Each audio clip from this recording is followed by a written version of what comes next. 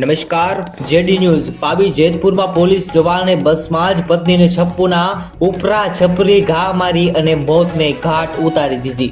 હાલ પાવી જેતપુરના ભીખાપુર ખાતે રૂવાડા ઊભા કરી દે તેવી ઘટના સામે આવી છે, જેમાં મહિલાને તેના જ પતિએ ભર બપોરે જાહેરમાં છપ્પુના ઉપરા છપરી ઘા ઝીકી અને મોતને ઘાટ ઉતાર્યાના સમાચાર. મૃતક મહિલા બસ કંડક્ટર તરીકે નોકરી કરતી હતી અને તે પાવી જેતપુરથી ભીખાપુર રૂટની બસમાં ફરજ બજાવતી હતી. એ દરમિયાન સુરત પોલીસના ફરજ બજાવતો એક પતિ તેની હત્યાની તૈયારી સાથે ભીખાપુર આવી ગયો. ભીખાપુર પહોંચ્યો ત્યારે દોટ મૂકીને બસમાં ચડ્યો અને પત્ની કાંઈ વિચારે એ પહેલા જ તેના પર છપ્પુના ઘા ઝીકી દીધા, જેમાં મહિલાને ગળાના ભાગે, પગના પેટમાં તેમજ હાથની નસ જેમ આવે તેમ છપ્પુના ઘા ઝીક્યા. મહિલાનું કરુણ મોત નીપજ્યું છે.